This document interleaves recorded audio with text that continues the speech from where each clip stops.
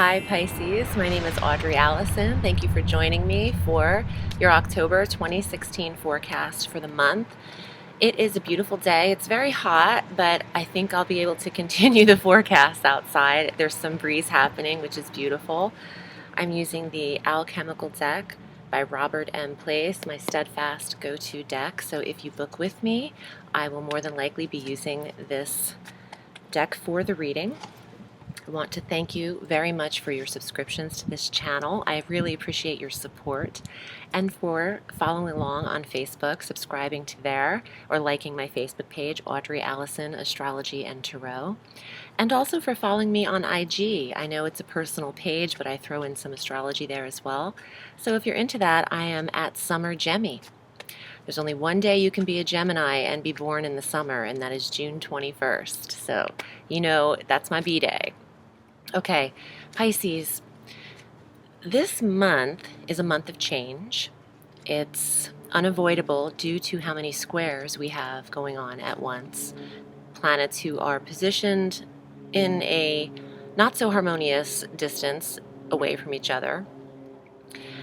This is the Uranus-Pluto square that's happening throughout the month, but with a transit of Mars being on top of Pluto in Capricorn is what I am making notes about, because I feel this is some tumultuous energy, and I mentioned it last month in the videos.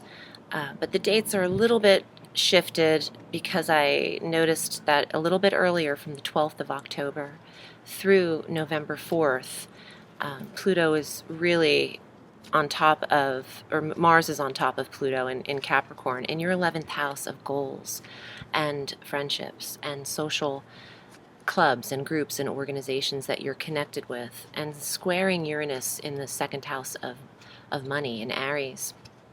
There is a push and pull here. There's some discord happening there, but on a global level is what I really am concerned about for the political election throughout that time, throughout the 4th of November. And this is also natural disaster kind of energy, and I don't like that, because the last time we had these three planets combined, I had mentioned in another forecast I was concerned about Yosemite and volcanic eruptions, which did occur. So this is that kind of energy, though, because these planets govern certain energies. Uranus, electricity and shock and abrupt surprise. Mars, aggression, fire, anger. Pluto, volcanic eruption combined, death, loss, darkness, ash. So there could also just be ground-breaking, global abruptness occurring. We'll just leave it at that. But let's get to the forecast. I just wanted to kind of get that not so great thing out of the way, and then focus on some of the transits here, because this is a perfect Halloween month. I have to say, getting out of all of the chaos that's going on in the Northern Hemisphere, in the States, and even, you know, abroad in Europe, and it's just everywhere globally. There's a lot going on, and it's chaotic energy, but just to take it down into a very honed in focus, let's just deal with Halloween, okay? This is a really spooky month because we have our new moon the day before Halloween on Mischief Night. But let me start. I don't know why I'm going backwards, but let's start at the top of the month. On the 7th of October, Mercury will enter Libra, where he'll be conjunct the Sun and Jupiter. And this is in the 8th house, the 8th house of shared resources. So information and news. Oh, you know, Pisces, you're loving the Sun conjunct Jupiter in your 8th house. This is a wealthy aspect. And there's abundance here. There's also there's a wealth to your intimacy too, because the 8th house is your intimacies, your sexual connections. And Pisces will be having a lot of sex this year due to Jupiter remaining in this 8th house of sex through October 1st of 2017. So that's expansive energy. But Mercury here is hearing information. You know, you could hear of investments and investors that are interested in working with you right now. You could have all of the support you need to carry forth private endeavors in the 8th house, which is the house of privacy too, and secrets. Learning about sex could apply with Mercury in the 8th. Expanding your options, your intimacies. It's interesting to see how it'll apply to you differently. Please watch your ascendant sign, as your ascendant is more accurate for your natal chart and the transits that apply to your first house natally. This is a solar forecast though, so you can pull and draw something. Oh, here we go. You can pull and draw from what you need to. Watch your moon sign too, if you know that.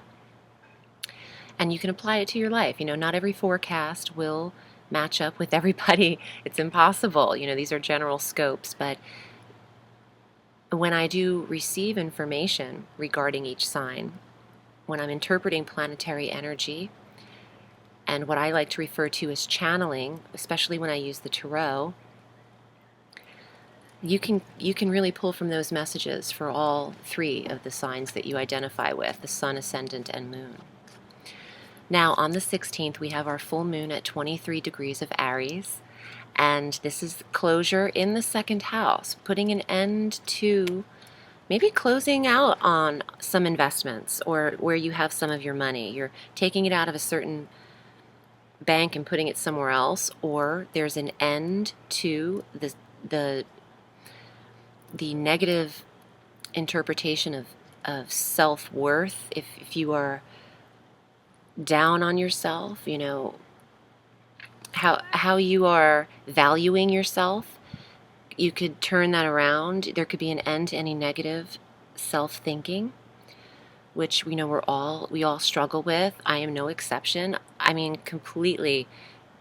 That's just, everyone has to train themselves to get out of that. I mean, it's easier for others, but maybe the full moon putting an end to the devaluing, which is 2nd house too, self-value, self-worth, and the end is the full moon, the culmination, or you're becoming aware of maybe some self-talk. Negative self-talk, perhaps, is the feeling I'm getting. You could also just be putting an end to a form of income and saying you no longer need that, you have something else going. It could apply differently, but it'll be illuminated, that's for sure. Something could be seen mid-month here that needs to be adjusted in the financial budget. On the 18th, Venus makes a transit into Sagittarius, where she's freedom-loving in that sector. This is conjunct Saturn with some restrictions still in the 10th house of career for you, Pisces. For the last year and a half, he's been fine-tuning and tweaking the 10th house of status, limelight, career, title. The highest form of yourself is the midheaven between the 9th and the 10th house on the astrological wheel, and Saturn has been there restructuring your career for you, perhaps feeling limited, that someone has their thumb over you in career, but this is all to realign, and lessons learned in the career, all to realign you in a better path. And by the time he's done, some of you Pisceans could be retiring, actually. If not, then you just move forward in a different way in the career. But with Venus here, this is harmony. She's smoothing over and balance, beautification, feminine energy, females helping out in the career, you responsible for more women in the career. On the 22nd, the sun moves into Scorpio, and now we have a lot of 9th house activation. So the sun and Mercury, following 2 days later, who were in Libra conjunct Jupiter, are now in the 9th house of Scorpio. And this is about foreign travel, and this is about communications and learning your belief system, learning about politics, 9th house of religion, belief systems, metaphysical areas, other cultures, foreign development. Learning a foreign language when Mercury goes into the 9th house would be effortless, conjunct the sun. Now on the 30th we have our new moon here too, and this is what I loved, because having a new moon at 7 degrees of Scorpio in the 9th house of foreign travel for you Pisces could be great for travel time. But I love this wind. We need it. It's super hot. If if you're Celtic or Wiccan, the new moon falling right before the day of Halloween or Samhain is really what it's all about, because Wiccans don't celebrate the New Year's Day as January 1st. It is Halloween, the 31st of October. And having a new moon on the first day of the new year, if that applies to you, if you're a naturalist, this is an amazing new moon in general, but amazing that it's falling right before Halloween on Mischief Night. And all this Scorpio energy that naturally governs the 8th house of mystery and the occult and the secrets and the darker side. What a great Halloween this is going to be this year because of all of that activity, with Mercury there as well. I love it. And for you Pisces, if you have to travel, this is splendid. Or if you want to consider booking, this is the time to do it outside of your comfort zone, because your 9th house is really taking the distance. Let's get to the cards and see what comes up for you. If you'd like to book with me, I'm at audreyallison.com. And you would select your desired reading length via the PayPal button, and I will email you back in a few days and give you some options for times, and we'll set it up. Okay, Pisces.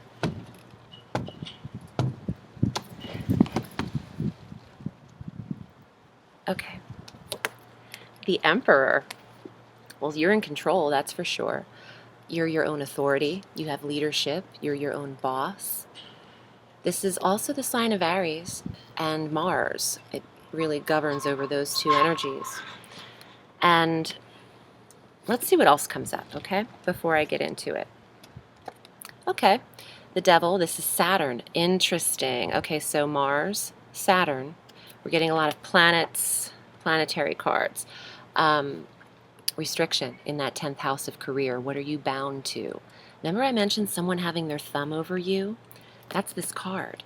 The Devil doesn't have to mean, what people think of when you think of the Devil, evil and all of that. This is just about, the word Satan is derived from the word Saturn, and it's a planetary energy. But, biblical times. What is the, oh, my blanket. Okay, I have to fix that.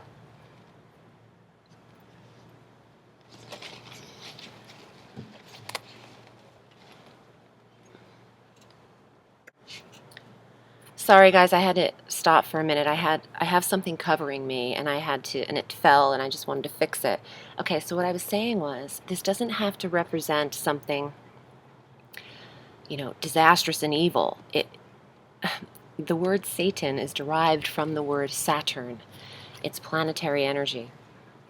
And it means restriction and what's limiting you and what are you bound to. This planet is in your 10th house of career, but this could apply to anyone who really is feeling that they're suffering from an addiction too.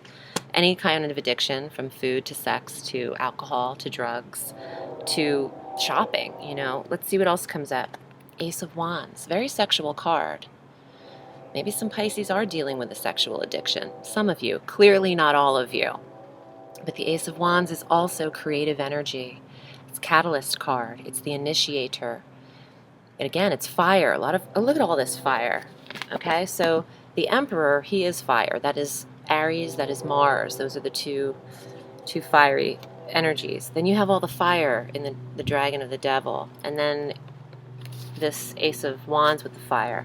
Let's see what else comes up, because that Mars sitting on top of Pluto, Uranus in Aries. Okay, let's see. Okay, now here we go. Two of Cups. This is more your speed, Pisces. The cups are the water, and that's where you're familiar. This is your relationship. This is your marriage, your significant other, your intimacy, the 8th house. Mercury conjunct the Sun and Jupiter in your 8th house of intimacy. It doesn't get more intimate than the Two of Cups. And I love that it took it here out of all of the fire. Some of your more passionate experiences where the fire is are turning more emotional. Oh, I love the train. I grew up with a train in my backyard, and every time I hear one, it puts me right into that bed when I was a little girl, and basically all my life. I'm in my 40s, and I still go into that bed and go to sleep sometimes when I visit my mom. So, anyway, this is about going into your emotional connection out of the passionate, fiery energy. And you have another card, Knight of Swords. Okay, so some of you, this is how I'm interpreting this, just for some Pisces, not everybody. And I have to keep saying that too. I wish I didn't have to keep saying that it doesn't apply to everybody, but for the amount of emails I get when people are not, it's just a lot of people thinking that every single sentence needs to apply to them. And clearly it can't. You know, we're not prophets. We do this because we're messengers and we have a calling, but don't kill the messenger. Okay, some of you, you might be considering letting go of an emotional connection because you're bound to it. It doesn't feel as healthy. You might feel trapped to it. Or you have something else that's sparking your interest. Maybe an Aries. For some of you. Also, this could mean eliminating what no longer serves you within your relationship. Doesn't have to be that you cut the head off the dragon of this. Oh, but interesting. This is a dragon and this is a dragon. And this is not the Tarot of Dragons. This is the alchemical deck. So, what is burning your butt, Pisces? Or what is this beast in your life? What represents the dragon to you? Because the interpretation here would mean you need to release it with the Knight of Swords. It's no longer serving your highest purpose or good.